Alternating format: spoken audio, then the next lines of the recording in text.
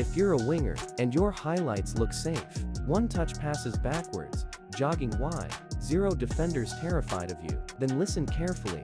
You are not playing like a winger, you're hiding, and deep down, you know it, because every time the ball reaches you, there's a split second where your brain asks one question.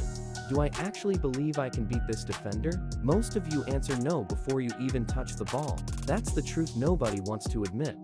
Modern football doesn't reward safe wingers anymore. Coaches can find players who recycle possession everywhere. What they can't find easily are players who can destabilize an entire backline by themselves. That's why explosive wingers get remembered.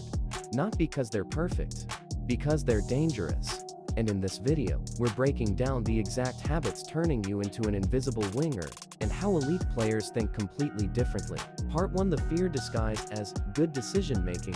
The biggest lie average wingers tell themselves is this: I'm just keeping possession. No, of the time, you're protecting your ego. There's a difference.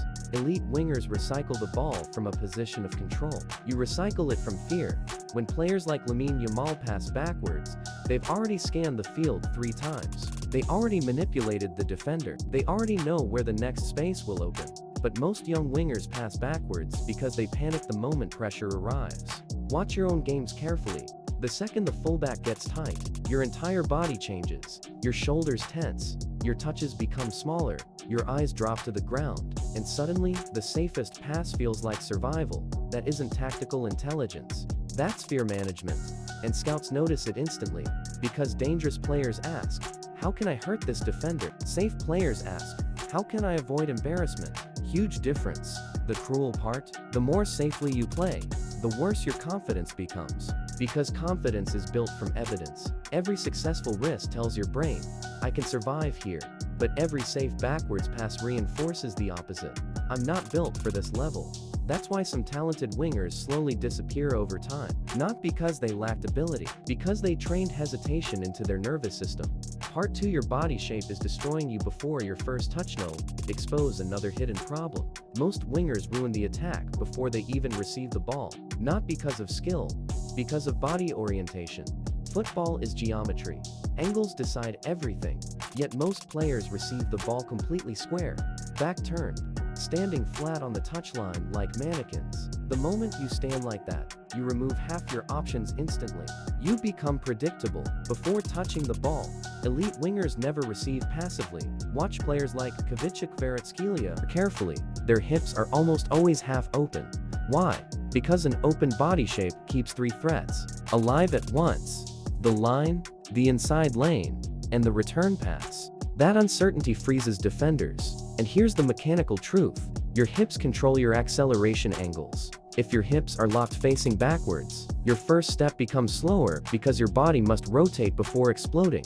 That half second matters. At elite level, half a second is the difference between separation and getting trapped. Here's the adjustment. Before the ball arrives, scan the defender's feet. Open your far shoulder. Receive on the back foot. Keep your chest diagonal. Now, suddenly, you can drive forward, cut inside, or explode down the line instantly. Same player, different body mechanics, completely different threat level. Part 3: Stop pre-planning moves. Next mistake kills creativity completely. Most wingers decide their move early. You already planned the step over before receiving. You already decided. You're cutting inside. And defenders love players like you, because predictable attackers are easy to defend. Real dribbling is not choreography, it's perception and reaction. Dribblers don't attack space randomly. They read weight distribution.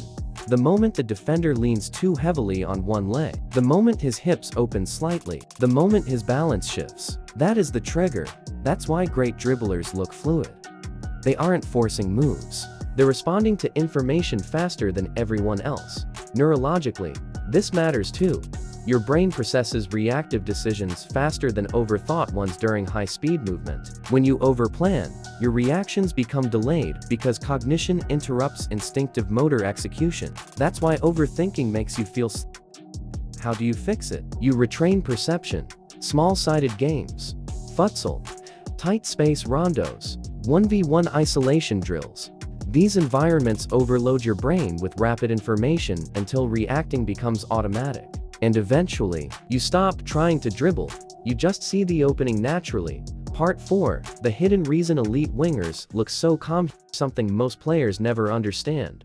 The best wingers aren't calmer because they're fearless. They're calmer because their brain has experienced chaos so many times that pressure no longer feels unfamiliar. That's called adaptation. When you repeatedly expose yourself to difficult 1v1 situations, your nervous system stops treating them like danger. This is why confidence cannot be faked. Confidence is accumulated exposure. That's why street football, futsal, and chaotic pickup games create monsters technically. You're constantly forced into uncomfortable situations, limited space, constant pressure, unpredictable defenders, fast decisions. Over time, your brain develops faster pattern recognition, and eventually you enter something powerful, flow state.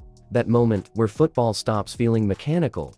You stop calculating every movement. You stop fearing mistakes. The game starts slowing down. Psychologists describe flow as the perfect balance between challenge and skill. Too easy, you disengage. Too difficult, you panic. But right in the middle, your brain reaches maximum immersion. That's where elite football lives. Part 5. Why coaches don't trust lazy wingers. Now let's talk about the mistake that destroys careers quietly. Defensive laziness. Some wingers think defending makes them less attacking. Football is built on transitions, and coaches trust players who understand moments, not just highlights. Look at Bukayo Saka. One reason coaches love him isn't just his dribbling, it's reliability. He tracks, he presses intelligently, he closes passing lanes, he understands defensive timing. That's what keeps elite players on the pitch. Defensive work rate isn't about sprinting non-stop like a maniac. It's about tactical awareness, knowing when your fullback needs support, when to trap the opponent wide, when to press after a bad touch, when to conserve energy. And there's another hidden truth. Winning the ball high up the pitch creates the most dangerous attacking situations in football. Why? Because defenses are disorganized. That means your defensive intelligence directly creates attacking opportunities. The best wingers understand this. They don't separate attack from defense. They understand the game as one connected system. Ending the real difference between average and elite. Here's the truth. Nobody can teach you overnight. You cannot become dangerous while trying to stay comfortable. Football punishes hesitation. The players who grow fastest are usually the ones willing to look stupid temporarily. They lose the ball. They fail dribbles. They make wrong decisions. But every mistake gives them data.